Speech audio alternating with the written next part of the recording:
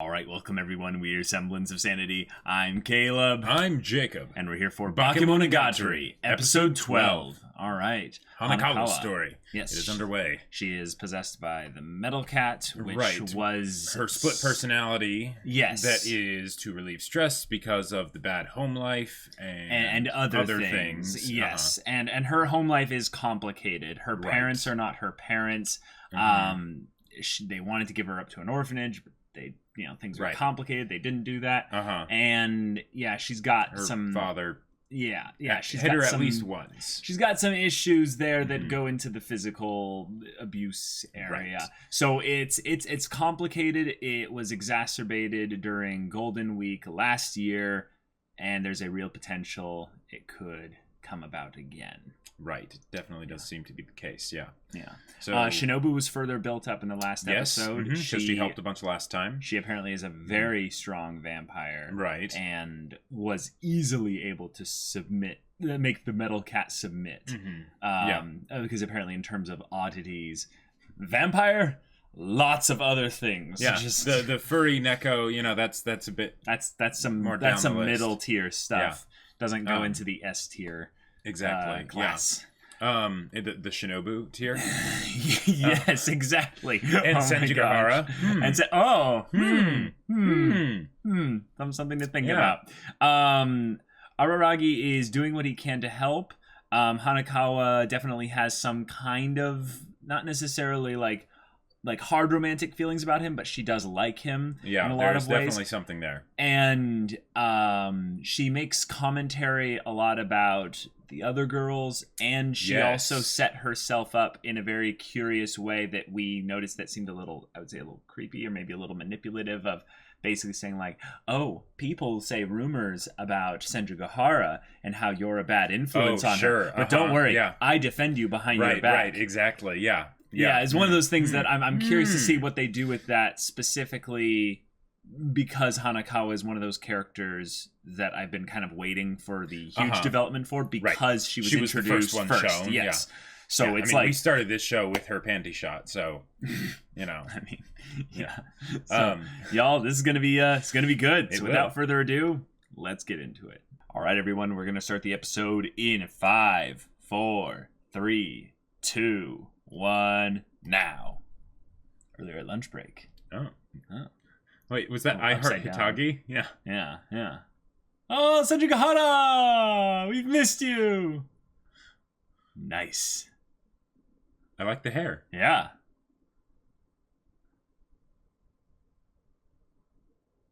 Did it say like yokai on the rice that time?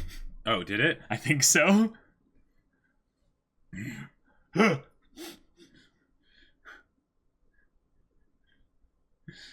Because she's approaching you with a semi-sharp object, basically. What I'm wondering is if she made that lunch for him that said, I Heart Hitagi. Right.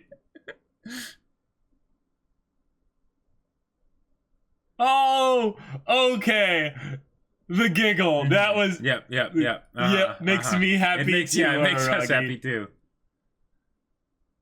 Is it still stuck there? Oh, okay.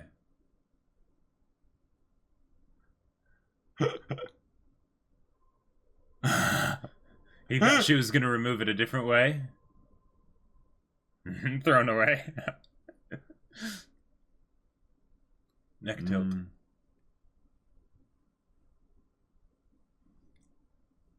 Yeah, there you go. That's a question. Shall we? With very tilted necks.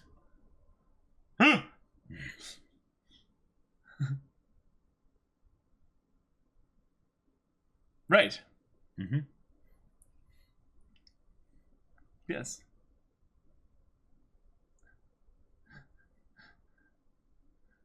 I love how she's exploring the conversation when it starts up here.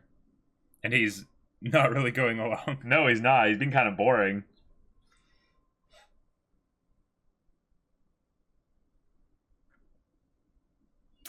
Wow. Did you get that symbolism there? No, not at all. Not at all? Not at all? Oh my gosh. Yep. Oh my gosh. That was clever show. I'm assuming that was a cherry tomato. Oh yeah. Yeah. Yep. Oh yeah. Yeah. Monogatari. Whoa. Is What? this because we're back with Senjougahara? We're now doing this opening style again? That's a good point. Wow, okay. Huh. Okay.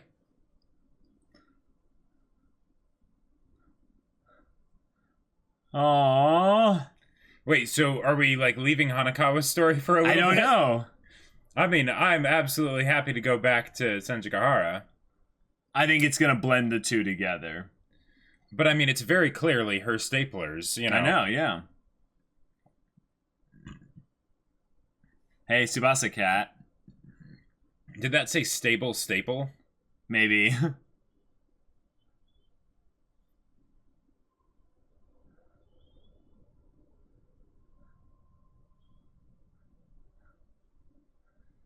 So these are the subtitles. Uh-huh.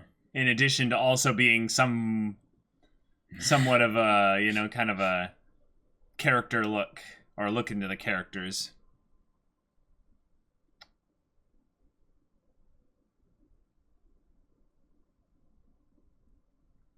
Cool. Okay. Cool.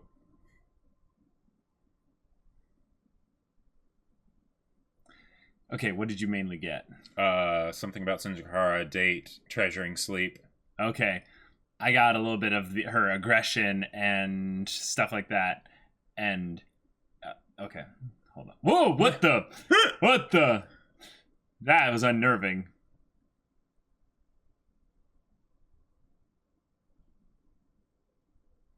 Walk with me. Oh, nice.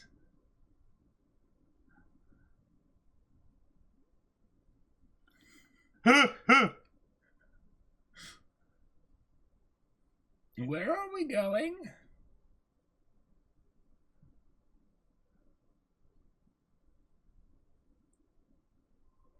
Yes, do tell. Mm-hmm.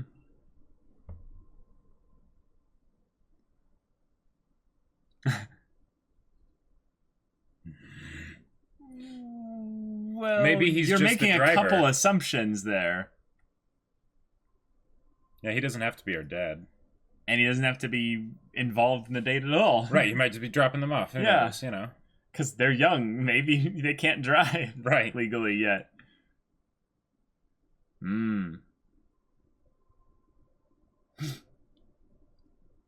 Daisuke. Ski.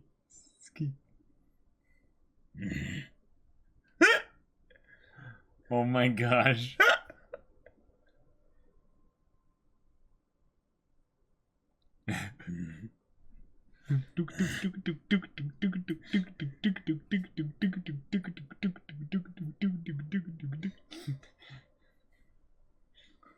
Is he trying to open the car door while they're on the highway? I have no idea, but I think it was more like he's looking to see if he's locked in the car, you know?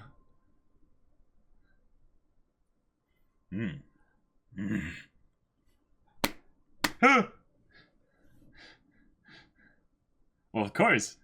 And I love how she can tell when he's lying, you know? In a way, his little hair thing is a lie detector. Oh, yeah. Oh.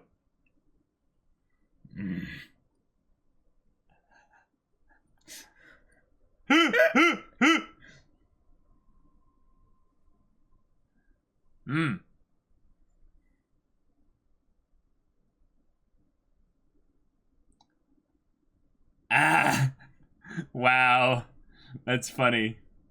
Oh, but she then just called you her dream person. Yep, he did. And he missed it. Yeah. Wow.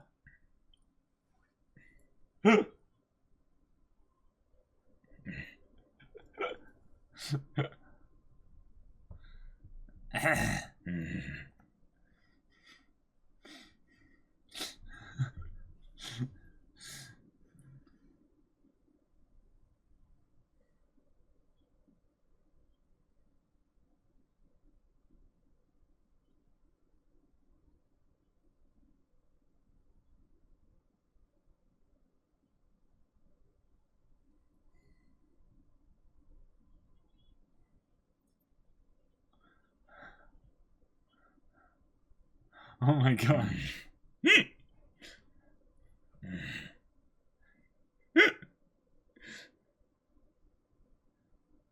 Oh my gosh. How much you want to bet that isn't actually her dad? Right.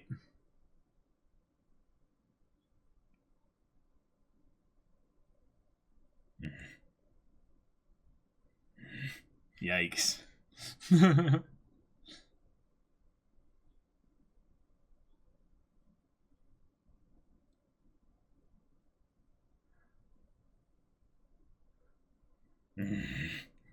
It just dies. It's like, I'm dead.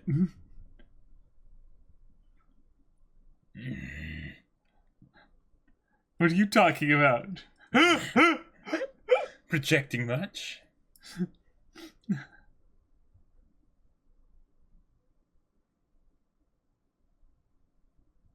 Mm-hmm.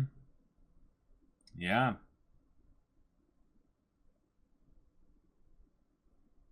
Wait. It's just the light, but it made his hair a different color.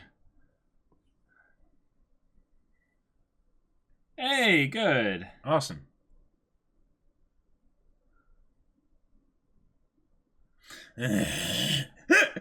Use my first name, damn it.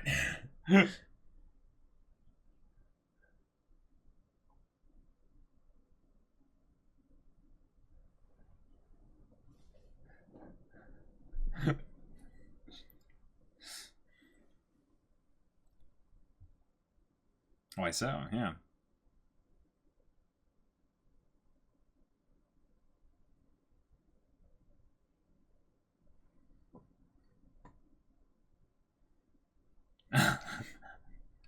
That'd be the typical thing for the harem protagonist to say, you know?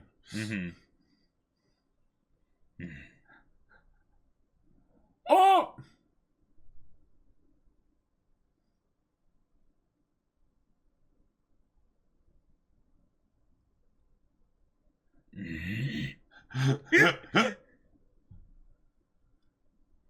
If you aim higher, then maybe my hand will aim higher.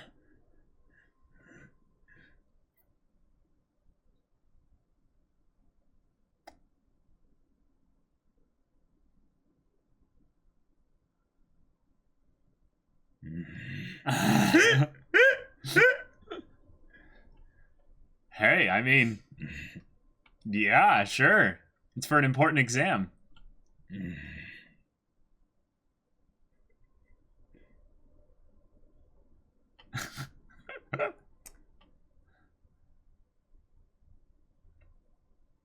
And suddenly it's the hand stops. Yep.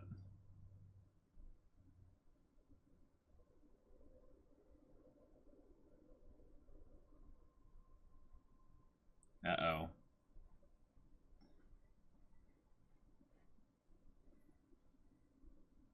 Oh, those eyes.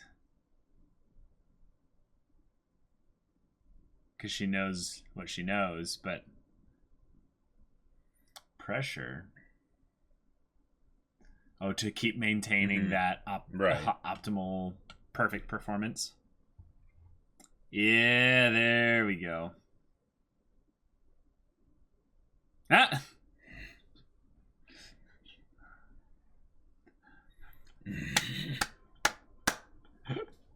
Yes, so let's spend every day together.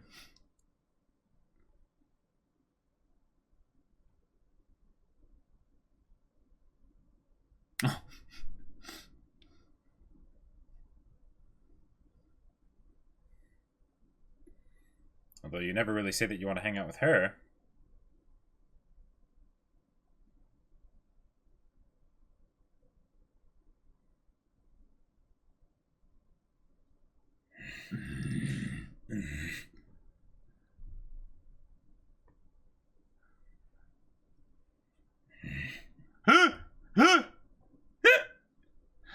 Even Oshino.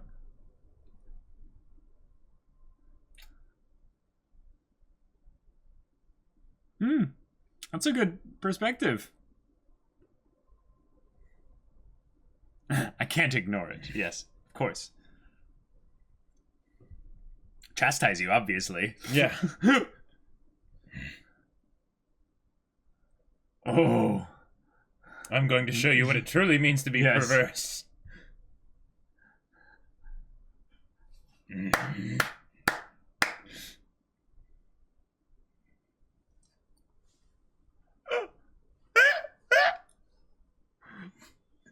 Oh my god, I would be just going nuts if a girl like Senjougahara did this. The car speeds up and everything. Yep. Ah!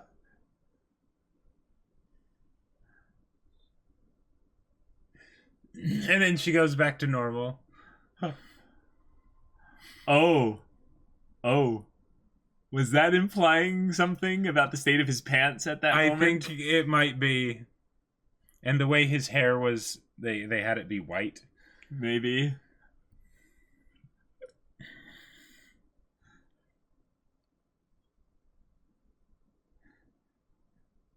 With your now creamed pants.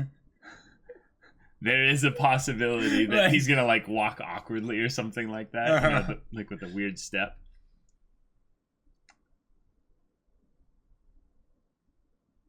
Wait, his voice.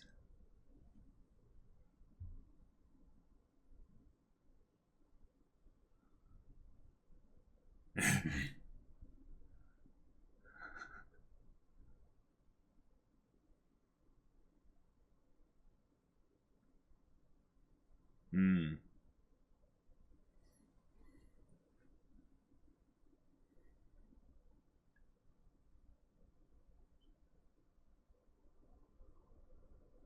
Oh, good.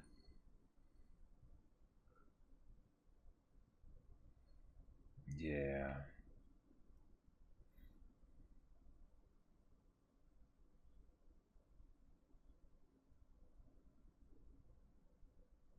Hmm. This is the first time she's opened up. Hmm.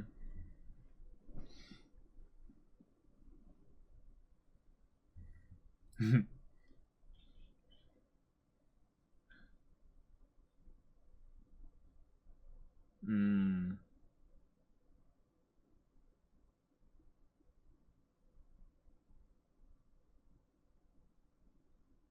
Hmm. Both requests.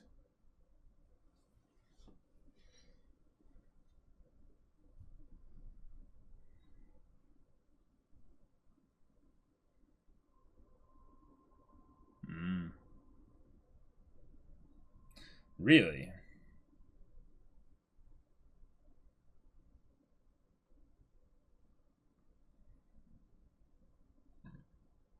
Yeah, that is good enough. Mm-hmm. Right. When no one else in her family even really was. Mm-hmm. Yep.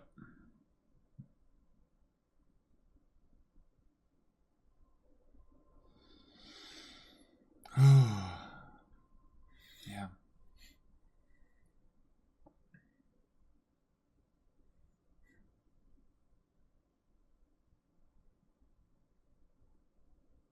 Mm. Even though I have no idea why. Circle back to the first line. There Yep. you go.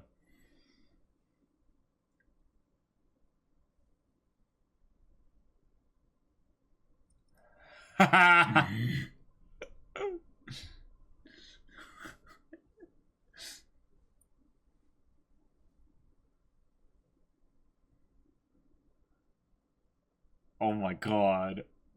She's so cute. Like, she's so like smiley and cute. It's just like, It's like, but first let me change my underwear. Shut. Let's try and forget that after that like very wholesome scene.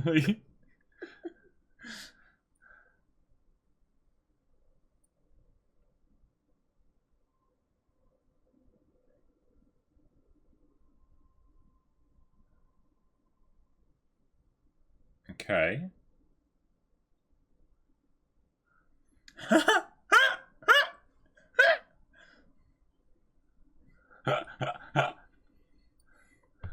We're going to go skinny dipping.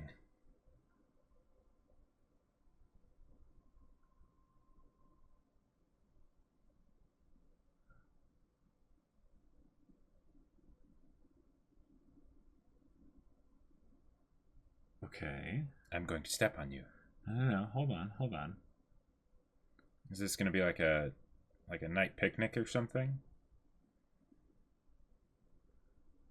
Yeah. Cool. Awesome. Cool. The classic lying down next to each other looking up at the stars. Yeah. Yep. Mm-hmm. Yes, okay, indeed.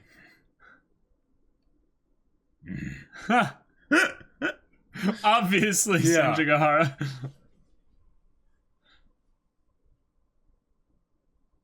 Oh, there it is again.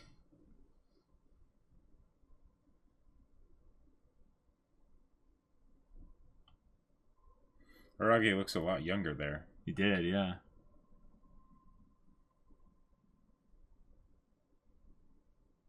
Oh, that's cool.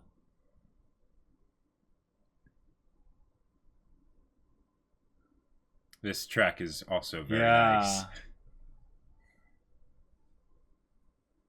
It's almost like his life is simpler right here. Uh-huh.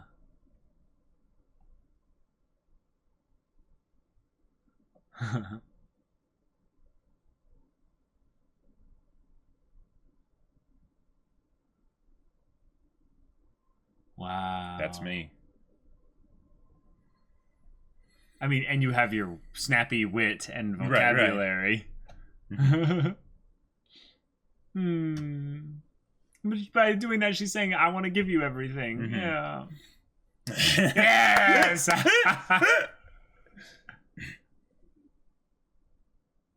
Ah. Mm-hmm.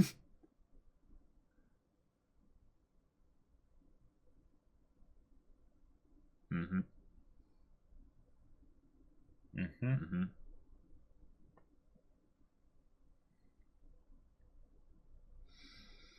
Oh. So she's still bringing it up.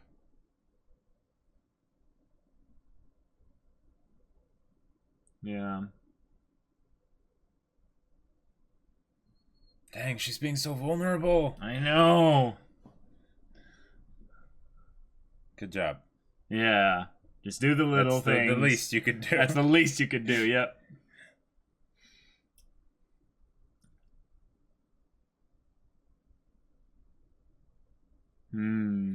Cool.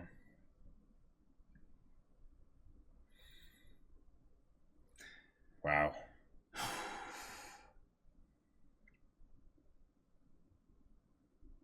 Mm-hmm.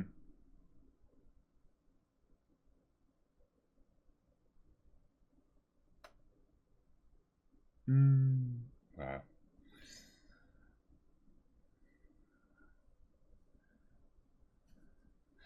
Oh. Mm-hmm. Okay. Awesome. Wow.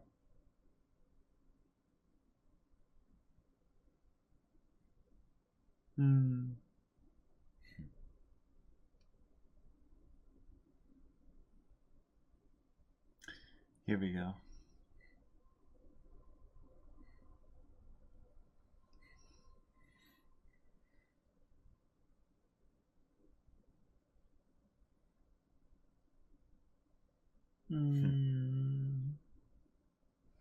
Oh. Yeah. She knew the whole time. Yep. Mm-hmm.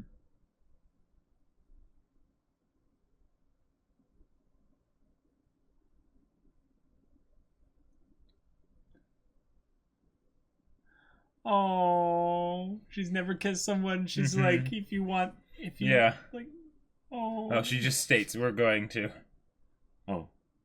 Yeah. Oh. Oh.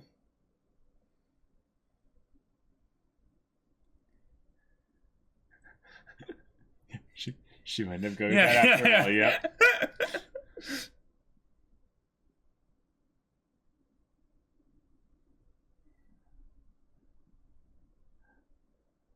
Wow. Are they not gonna... No, they don't have to show it. Oh, come on. No, it's better that way. It's better that way. Beg to differ. No. I think one of the most beautiful things about this scene is not the words. It's just that she basically acknowledged behind the words that she's giving him everything. Right. And so in the whole kiss thing, it was basically her saying, oh, by the way, I actually do have one more thing that I'm willing to give you right now that is something that I can only give to you. Because I think that's the point, was that it's only you. It wasn't that the kiss was going to be something like super... of course it's super special, but it's not going to be like animated and so like... No, right. But brilliant and everything. But the reason I wanted to see it was because it's the idea of Araragi also meeting her on the same level. Because they did with the words for sure. Well, I think the main thing is that Araragi is so nervous as a person, and I think specifically around Senjougahara, he gets really nervous because I think he really does like her, and also how would I say this? So he's not used to the fact that she likes him so much. So she's so intense sometimes, and yeah. What I wonder though is if they were kissing this whole time. Sure, there you go. Yeah. So that episode was absolutely fantastic and so sweet and adorable, and such being vulnerable and stuff like that and everything. Yeah. That was absolutely so wonderful, and I didn't expect that because I thought they were going to stick to the formula of Hanakawa's story and whatnot. But then Senjougahara, because she's just that awesome, she's like, nope. Sorry, I'm best girl. Never forget that. And then just this happens. It was just so sweet because whenever we've had Senjougahara, I would say in the story, she demands the attention of the story. Right. And it's something that I kind of am glad that we didn't have Hanakawa, really, because I think it would have taken away from both of their stories in that regard. It would have watered things down. Focus on just the one, Yeah, and if anything, the introduction of her father, of Mr. Senjougahara. I was not expecting that. The little joke of like, oh, she's saying he's saying that you helped him with his math, you know. Oh, like sure. Using my first name, you know. Right. Yeah. Hitagi, yes. Right. Yeah. But Dad, he's trying to talk to you. Yeah. But just their conversation in the car and having this be a reminder, I would say, of how important Araragi is to Senjougahara, and how important, I would say, what he did was to her. Yeah. And that's something that I really like here, because in a lot of ways Araragi fulfills kind of I fulfilled the girl, the side girl quest, you know. Sorry, not side girl, but you get what I'm saying. It's like he did one of many quests. Yes, and he's thinking like, well, it was just the right thing to do. It was just I was just being a good person and stuff like that. Yep. And one of the things that I think is just cool about the whole thing about saying what do I love about you. She mentions that you're nice, you're cute, and you're a prince that would be ready to save me at any time. So here's the thing that I think is actually really important about that. You think about the third part and you're like, whoa, that's where the big thing is. And I'd say you're right, yes. In that he is someone that would readily basically go into danger or to whatever situation to help her. Because that's what he's done already. Right. So why wouldn't he do that again? Absolutely. But the first thing I think is actually kind of a good point of reference to bring up. I've heard a lot of people just in real life talk about how calling someone nice is basically like one of the laziest kind of compliments you can give. It is in general. And it is, I would say, in general. Yeah. But you look at her situation, and you even look at Senjougahara as a person. Yeah. Senjougahara is not what you would call nice. Nope. If you think about that. Right. And the fact that she says that means that she really does mean it, because she really means it. One, she doesn't butter her words, you know. So like she calls it like she sees it. So the fact that she says that he's nice, and that's the first thing she mentions, right? Because the thing is, it's not just that. Like usually when someone says that someone's nice, that's what they say when they're caught off guard, right? And they haven't really been thinking about it. Oh, you're nice. Yeah, exactly. It's just like a placeholder, you know. There you go. Whereas when he asks her, she immediately knows and answers, "You're nice, you're cute, and you'd rescue me like a prince." It's something I think that is very important to bring up, because you can extrapolate a lot of things from that and then see in Araragi's actions that those things are all accurate. Those things are all true. I really loved in a lot of ways also just the forwardness she had throughout this entire episode. And I think actually this is, in a lot of ways, this is one of the parts of the fan service aspect of the show that I actually really liked. Every single part about this, I was like, yes, obviously I liked it, because I'm like, oh, that's some spicy stuff. And nothing to do with that. I liked it because in some ways I think Senjougahara was, or at least the way this was written, it mean that she knew exactly what she was doing. Right, everything was very intentional. Everything was extremely intentional. With the bad fan service, the really bad fan service that isn't in Monogatari, it's that it'll be something where it's like, oh no, this just happened, you know. No, they don't do that here. They don't do that. Right. Everything down from like the rice thing on the cheek, and the way it wasn't like, oh, I missed. It was like, oh, she just intentionally put that there because he didn't want to be fed by her. Right. Well, and also the thing of she's just like boop. Well, and also I feel like it was something where she was making him wonder with how she was being, like, you know, just physically and everything. Right. Like, is she going to like eat it off of his cheek? You know, and like the way she kiss kept or something, yeah, exactly, right, and the way she kept like leaving bits on there to like keep him wondering, you know, and then, but I loved how he was like, oh no, but Kanbara is a total pervert, like why is that, you know, and then she's like, oh really, yeah, that was the best scene in terms of hilarity, I would say, in the episode, because he's just like, ah! And you can see his hair is just like. Like no, I think that's implying. I think it was implying his pants. Because we see him, everything going up to like max revved, whatever. And then it said the fuel tank was empty. Now and when it showed the hair thing go limp, it was white. Now I'm just saying, and it like wriggled. Just saying to try to find a counterpoint, even though I introduced the idea initially. The other way this can be looked at is that, you know, the boner was strong, but now the blood has left the station essentially, and you know, everything's back to normal. But no, I think that would be. I resent you taking credit for that, because I mean, come on, we were both thinking it. We were both thinking it. I just was the least. I had the least amount of shame with saying it, maybe. But wow, like. Yeah, that was hilarious. That was absolutely hilarious. I mean, I think I was primed for it after that cherry tomato bit, and he's just like, hell yes! Like he just gets so excited, and the way she was like, you know, touching his leg and doing the circles and stuff. Inner leg, and like going. The muscles on your inner leg connect to a very specific set of other muscles, nerve endings. Yeah.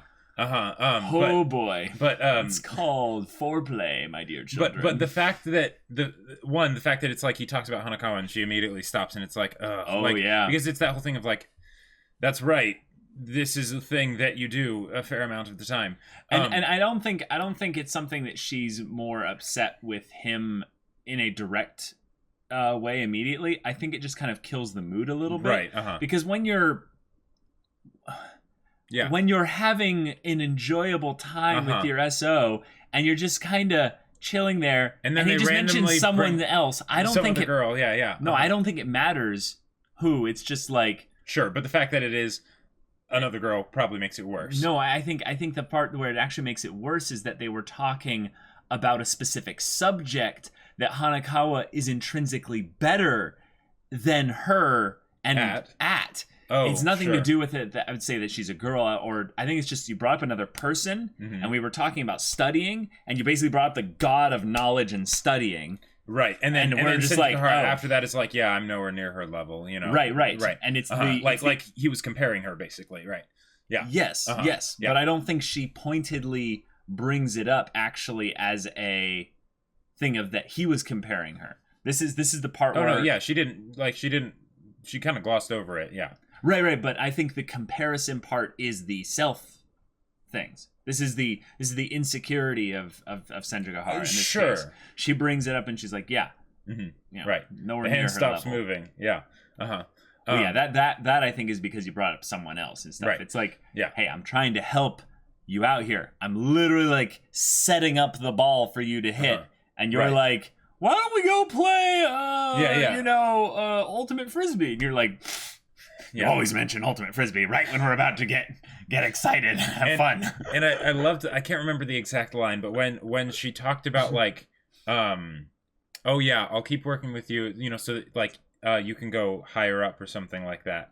As her hand is like right there on the inner thigh. Like, absolutely. The dialogue in this show is so crisp and so layered.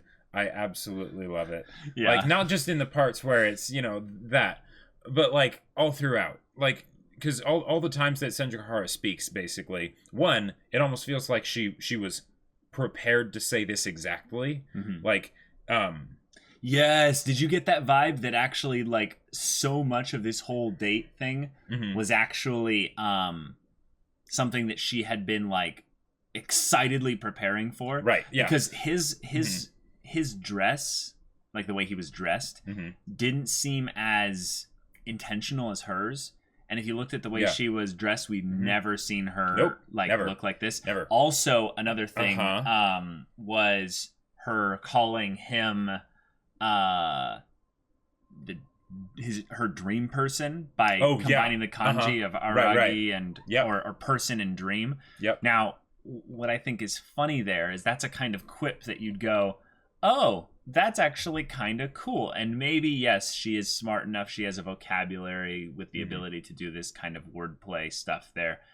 But let me have this little headcanon here that she was thinking of Araragi at some point in the past and was like, yeah, he's kind of my dream boy. Wait, dream boy, dream person, dream And she thought of that as always like a thing. And then once he set her up accidentally for that whole thing, she's like, I'm going to use it here. Yeah. And then she's probably thinking like, I'm so cool. Right. But like, she's really wanting to communicate to him in a quiet way. Like, hey, you're kind of my dream boat, Like, and one of the things that I like about this too is that, so this was planned and she said it to him. And the thing is that Araragi responded in a very particular way. She was like making fun of him. Yeah. Right? It would seem pretty clear that was not the case. Like emotionally compromised, blood in the wrong area. And he's a young stupid teenager. Well, he's also got her dad in the car. Oh yeah. Oh, absolutely. He's scared silly because he's like, wait a minute. I thought I thought the cherry was getting popped tonight. But no, we're going in a car with your dad somewhere, and you're not telling me where. Right, exactly. It's like, am I going to get like interrogated? What's going on? Well, and when she brings it up, like Araragi, I feel like doesn't. Well, no, I know he doesn't know how to handle Senjougahara's feelings, right? He gets nervous and uncomfortable, and that's like it's understandable that would be the case. I think that's like almost everyone in this show. No one knows how to understand feelings in general. Sure, okay, but in the case of Senjougahara, that's something that makes her feel a lot safer because of the person that tried to rape her in the past. Feelings? No, draw that connection again. I didn't understand that. So, Araragi will never initiate. Right? Like, okay. Right? Like, okay. And she's even like tested him to see if he will. Like, at what point, like, what would it take for him to initiate even? Okay. So, sure. So I'm running with you. the fact that she basically says that to him and he has that not positive response, like it wasn't super negative, but just the fact that it wasn't positive, right? That she which part? The dream, you're my dream person, right? Was she kind of implied that subtly. Right. Yeah, exactly. But again, it's like it wasn't that subtle. No, I think to him that's extremely subtle. This is the thing I'd say with guys. No. I would say almost definitely we have the benefit of we're trying to analyze this show, Jacob. He I think is a 16-year-old boy scared in a car. He is outnumbered. He has a girl that he's extremely sexually attracted to. Yeah. And was she rubbing his leg at that point? I'm not sure. I'm just going to say he probably was like, "Oh, that's funny." Like I think at most he thought of that was, "That's a funny quip. Yeah. That's good." But I'll bet he completely missed it. Yes, he did absolutely miss it. Right. Yeah. But I think that's not because it was like it's not that it was that obvious. I think I can give him a little bit of a pass on that one. Oh, okay. Well, but I think he's extenuating circumstances for sure. Sure. But the other thing that I thought was really cool was how her dad goes with them. Mm-hmm. He drives them there. Now maybe they did need someone to drive them, right? I think they did, yeah. Yeah, but one of the other things that they brought back up this episode is that her dad doesn't have much time, right? Like, he doesn't have a lot of time to spend with her. He's not the best dad. He's a workaholic, yeah. Right, he's a workaholic. So she comes up to him and she offers to help him with his work, specifically so that he will have the time to meet this guy and not even really spend much of any time with him, but just to wait for them in the car. That's pretty insane if you think about it, because she's basically taking this thing that is an incredibly precious commodity, her dad's time, right? That she doesn't end up getting a lot of. And she basically says, "Will you give that to me, please? And then I will then give that up." Oh, I see. Because I want to spend the time with Araragi. Like, and she didn't need to do that, but she did it. I think, to be fair, his... Oh, whoa. This is some serious meta commentary. What? The dad doesn't initiate either. This is the point. In a lot of ways, I would say Araragi is a safe version of her dad that also will save her. He actually takes the effort to go out there and get her better, even though he wouldn't do that. But the thing is that if you request something of the dad, yeah, he'll do it. I think that's a big part here. It's not that he is unwilling to share time. Right. I think it's that he doesn't provide an atmosphere, he doesn't give off the vibe that he is a giving person to her so that she feels comfortable coming to him with requests. Yeah. But he was thankful for Araragi saying, like, she's actually coming to me with favors and requests. She never does that. And I think that's more or less because I think either she assumes he'll say no, which is, I think, a problem with a lot of kids and their parents, is that they assume that their parents are too busy for them or something. Or it's something where Senjougahara has had enough kind of interactions with people, or maybe just a little bit of awkward stuff with the parents. I mean, there's the whole thing with the mom, but specifically with her dad, then that she's not that close. She's just not that close. Yeah. Right. Yeah. But yeah. And then let's see. That whole scene with the blanket and the stars and everything, and this is everything I have and whatnot. That's just okay, all right, well, basically what this is right here is this is set up for me to just get really salty every single time that they bring in another girl for another side story. And the screen time with Hitagi has to be shared, because I'm not gonna get that salty, because I understand that that's the format of this show. However, I'm not gonna like it. I'm not gonna like it. I'm sure it'll be absolutely fantastic. Like they'll treat all the characters right, and it'll be great. See, I don't have I don't have enough maybe optimism as you do with regards to storytelling. But really? I think actually people would be able to handle the relationship in the ongoing relationship stuff exclusively for actually a long period of time. One of the things that I've seen with this show done in a rather clever way so far is just kind of blend in Senjougahara and Hanakawa specifically. Yeah.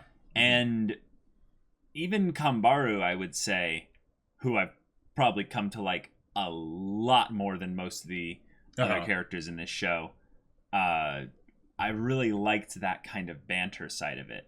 If anything, I remember when episode 2 happened, and it was exclusively Senjougahara and Araragi bantering in her room. Yep. And that whole thing there was something I wasn't really used to. So it kind of just rubbed me the wrong way, I guess, at the time. But I'm now realizing that the strength of this show will come in when they actually are juggling a larger number of characters. Like possibly. In some ways, I think that the one-on-one stuff will slowly not die out, but it will slowly be evolving into more 2-on-1, one-on-one-on-one. Or at least because the one-on-one is going to mean a lot more, like when it's the recurring stuff, say with Senjougahara. Oh, sure. They can't have that all the time. Yep. So they have other characters where it's more banter just to keep things fresh, I guess. Well, I mean, there will always be banter with Senjougahara. Oh, yeah, no, right. Absolutely.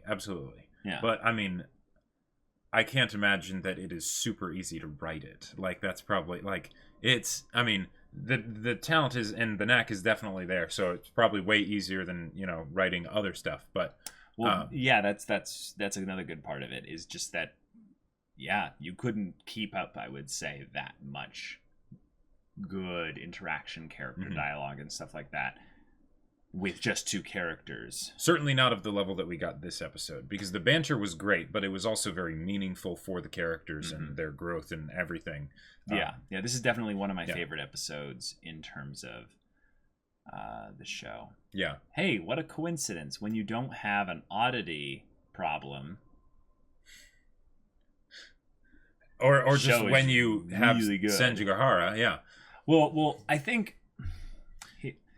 because here's the thing. I get what you're saying. Yeah. Because the thing with the oddities, the reason that they work is that they are a means by which to uncover an aspect of the character, right? So you're integrally tying the plot and the character growth, which is good. And that's also a great way to introduce the characters, really, because, like Hanakawa, we're getting her oddity now, but, like, she was already introduced before, but she wasn't really introduced as the thing. Well, I really liked the first episode, like so much. I really liked the way that they brought in the characters and had them just talking, like with the the banter having some kind of like knowledge that we didn't have. Hanakawa and Araragi's first talk in the classroom. That was fantastic, amazing. But the reason why the oddities work so well is because they have that tie to the characters and the introduction with a complication and a conflict and a contradiction in most cases. Awesome. The thing that is the potential weakness of that is that then you still do have this thing that is plot that is not directly tied to concrete laws or rules. So the resolution of it, if it doesn't nail it with the characters, then there isn't much left for it to stand on other than maybe the cool whack factor, right? So with something like, say, Kanbaru's or Senjougahara's or a lot of the other stories that we've seen, they'll do a great job with the characters. So even if the fact that Senjougahara was weightless, it's like, oh, okay, that's cool, but that's not the real meat of it. I'm not exactly sure where I was going with this. Yeah, I don't know either. Yeah, but all right, so this was one of my favorite episodes for sure. I want to see Hanakawa's story though actually get resolved. I would say more so, unless I guess this is basically saying, no, it was resolved. Like, that was it. Or that it hasn't necessarily, like, come to a head yet. Because well, we might not be in Golden Week yet. Well... Or no, weren't we? Well, no. So the Hanakawa thing happened in the past. Yes. And it hasn't necessarily, like, become a thing where we need to solve this right now. It's become a true problem again. Right. So I'm confused. Was it Golden Week in the last episode, or was it Golden Week coming up? Because that might be why this is happening then. I can't remember. Okay. Well, we'll find out. But yeah, if we're gonna get more Hanakawa, getting it in the next episode or so would be great. Mm-hmm. Looking forward to that. I really loved the simple visual storytelling in this episode. In a lot of ways, I would say more because it was tied exclusively to Senjougahara. It's been a lot of time since I've kind of seen Senjougahara visual storytelling stuff being used in a while, because Senjougahara hasn't been a focus of an episode for a long time, right? But there were a lot of cute and funny things that Araragi did that were like, let's see what's going on here. Yeah, but and Senjougahara was absolutely like amazing. Like, yeah, and I like also in a lot of ways how they've come to understand each other a little bit more, and even in the repetition of specific things, you could see the cute. Adorable aspect of it, where I was hearkening back to my younger days of being like 16 or so, and being like, oh yeah, I remember what it was like to be in love at 16 and have like, little moments stargazing and stuff like that, just cute and stuff. It's like, oh, this is really sweet, and it's something that I would say is a great contrast to whenever this show deals with oddities, because usually things get really dark rather quickly. Gotcha. Hold on, can you move your leg? The thing that I wanted to bring up that I was really impressed with Senjougahara for being so vulnerable with Araragi about was the whole situation of how she got raped and stuff, or she nearly got raped, and that causing her to have some really legitimate fears about whether or not she would end up hating him. And I'll just tell you, that's real stuff right there. Like that's like that like just that feeling, that emotion and stuff like that. I was just really impressed with the show going and taking that angle. That's really cool. That's I'm like, wow, that's awesome. Right. It was and the way she was like struggling with how she was going to deal with it with her relationship with Araragi and everything. That was a great contradiction that they worked in there that really helped us see again a vulnerable side of Senjougahara that we don't often see, because she is not often vulnerable. Right. Usually she has staplers and box cutters. And we love her and her aggressive box cutter personality. But oh my gosh. And this was so wholesome and sweet to see her. And her little cute giggle in the beginning of the episode. That was great. Oh. One of the other things that I really liked in this episode was how she asked Araragi if he loved her. Oh, And both times, because the first time he's of course very nervous and everything and all that stuff, and you could say that is a way of her dealing with her own insecurities. If she's not necessarily sure. Absolutely. Because she hasn't seen him a whole lot. There's studying and whatnot, but it's with the way that he is, it's probably hard to tell sometimes. Because it's also clear for her. Yeah. And the way he was kind of struggling with it, but he still says it, and then it's like, okay. But she asks what he loves about her, and he didn't ever answer, right? Right. He didn't actually answer. No, he didn't. Even though she knew what she loved about him. And then she takes him to the place, and she basically repeats the same thing. But in a way, it's her really saying, I love you, right? Because before she had said, I love you, and it's like, okay, those are words and they're great. And, and she says the whole thing, and, you're nice, you're cute, and, you're like a prince that would come rescue me. But the thing is that all three of those things could be considered to be kind of like cliches in a way. Yeah. And it's like, okay, but do you really mean them, right? And the fact that she really means them is what makes it so important. And then she takes him to the place, and she basically restates everything and says, here I am. Yeah. I love you. Yep. Do you love me? Yep. And then he says, yes. And she says, what do you love about me? Everything. That was the good stuff. That's the good stuff. That was really good stuff. You know what's also rather funny in a cute way about all of that? What? Was she had her whole thing in the beginning of questioning how to phrase certain things. She's like, no, that's not how you say it. How shall the questions, And then she goes back to the statements, and that's what she went with. One of the things that is terrifying in your first relationship, where you're getting vulnerable with someone at this level, is that in some ways you probably have been close with people before, but this is someone that you're being close to that is choosing you, and there's a lot of, I would say, you're very self-conscious in this area. Sure, here. yeah. And one of the things that people, when they're young, immature, and even when they're older, do is they change themselves and the way they behave and act in order to be more appealing for the other person. Sure. Now, Senjougahara goes and says, basically, she makes more statements, more kind of emphatic observations, or not demands, but just kind of statements, less questions. And she kind of questions herself in that thing of, no, shall we go on a date? Can we? Well, she's all, neck tilt and stuff like that.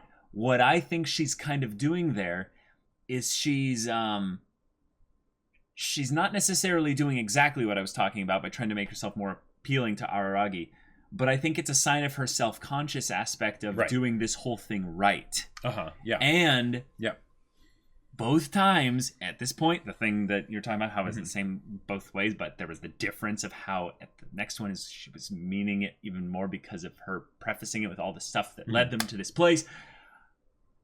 She almost questions again at the end, but instead of doing it multiple times, I think she only does it once, and she goes right back to her style, the emphatic, the statement. Basically, this is the way things are. And he goes, that's what she ended up going with. And I sensed a little bit more warmth in Araragi's, that's what she went. Sure, because it's her being true to herself. Yeah. And he likes herself. He likes the way she is, which is consistent with the I love everything about you. Right. When previously, when she'd said, what do you love about me? He's like, well, not the snide remarks and everything. Yep. One of the aspects of loving somebody is, accepting the flaws. The whole package. Because none of us are perfect. None of us are perfect, right? Yep. And if you needed a perfect person in order to love them, well, anyone could love a perfect person, right? Oh yeah, that's easy. Yeah, if they existed, right? That's just the people you don't know very much. Hence why vulnerability is so important. And here, he was able to say everything. Even all the snide remarks and all that stuff. Yeah. It's really good. Oh yeah. So y'all, good job, Monogatari. Good job, Bakemonogatari. Wow. Yeah. Really good. I'm excited really to see stuff. what they do next. Yeah. I just hope that we still get plenty of screen time with Senjougahara, even though she's not going to be the main focus. Yeah. She's not going to be the main focus. Yeah. Because she's awesome and she is best girl, and yes, she is truly S-class. Yeah, totally. All right, y'all. Thank you so much for watching this reaction and discussion. If you want to see the next episode's reaction right now, go check out the link in the description below for our Patreon. You can get on early access there. Any level of support gets you access to our Discord, where you can chat with us about stories or just hang out in general and chat about whatever. Yep. So if any of that interests you, we'll see you there. But until then, we're Semblance of Sanity. I'm Caleb. I'm Jacob. And we'll see you all next time.